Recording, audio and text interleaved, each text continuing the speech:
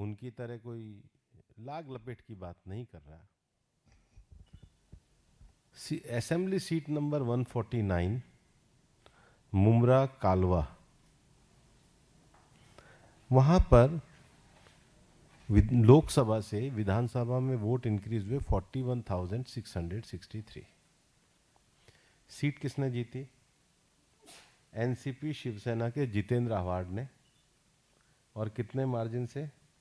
96,228 से।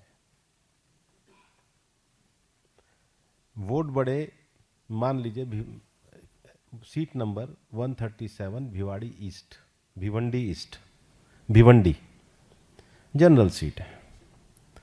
वोट बढ़े 37,535। सीट किसने जीती? लोकसभा में उनके इंडी पार्टी के पार्टनर समाजवादी पार्टी के रईस कासम शेख ने।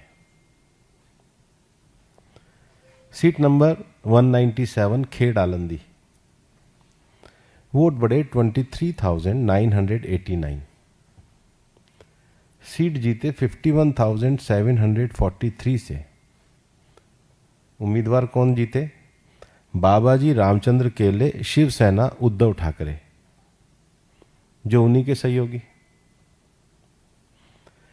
वोट बढ़े 15। Seat number 96। सीट जीती उसके भी दुगने मार्जिन से 34,216। किसने जीती? शिवसेना उबाटा के डॉक्टर राहुल वेद प्रकाश पाटिल ने। वोट बढ़े 15,059। कहाँ की? MHADA general seat 245 assembly number. कौन जीते? शरद पवार की पार्टी के अभिजीत धनंजय पाटिल 30,621 से। वोट बढ़े 11,650। सीट 247 माहौल शेड्यूल कास्ट रिजर्वेशन सीट थी। जीते कौन? एनसीपी शरद पवार जी की पार्टी के खरे राजू दान्यू। जितने वोट बढ़े उसके भी ज्यादा मार्जिन से। और कांग्रेस का आप देखिए कि seat number 57 Nagpur north, 57 Nagpur उत्तर, वोट बढ़े 23,421। जीतने का मार्जिन क्या रहा? 28,467। और कौन जीते? डॉक्टर नितिन किशननाथ राउत कांग्रेस के।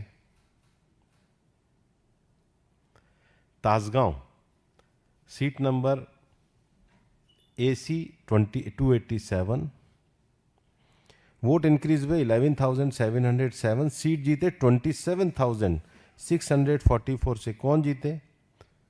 शरद पवार जी की पार्टी के रोहित सुमन आभा पाटिल। सीट नंबर 253 इन्हीं के एक सहयोगी PWPI के। सीट पे वोट बढ़े 20,995 और वोट का मार्जिन आया 25,386 डॉक्टर बाबा साहब अन्ना साहब देशमुख। ये मेरे पास उन सब सीटों की सूची है। शायद अपने गिरेबा में झांकना नहीं आता।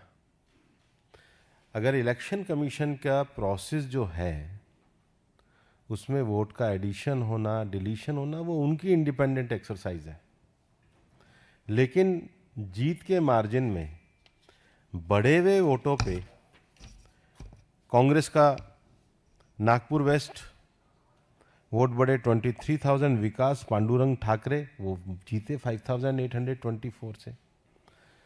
तो ये जो राहुल गांधी की जो थ्योरी है ये अपने आप में ही रिजल्ट से खत्म हो जाती है। पहली बात तो थ्योरी की बुनियाद ही गलत है, क्योंकि डेटा ही गलत है, स्टार्टिंग डेटा ही गलत है, स्टार्टिंग भी गलत है और अंत तो विनाश पे ही है, झूठ पे ही है।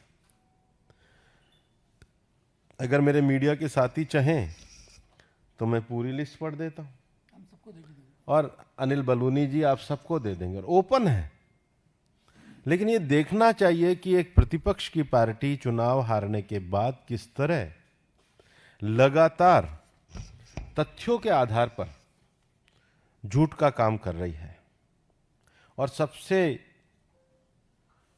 ये तो उनकी अपनी चॉइस है, लेकिन अगर उनको आपत्ति है तो कोई फॉर्मल एविडेंस किसी ओथ पे उन्होंने दी हो। इलेक्शन कमीशन में ऐसा नहीं है। उन्होंने एक बार एफिडेविट फाइल करा था सुप्रीम कोर्ट में, बाद में माफ़ी मांग करके आए थे, एफिडेविट में माफ़ी मांग के आए थे। तो अगर है तो ये उनका और इलेक्शन कमीशन के बीच का काम है। लेकिन देश में झूठ से काम नहीं चलना चाहिए। दूसरा, मैं ये जो मॉडस ऑपरेंडी है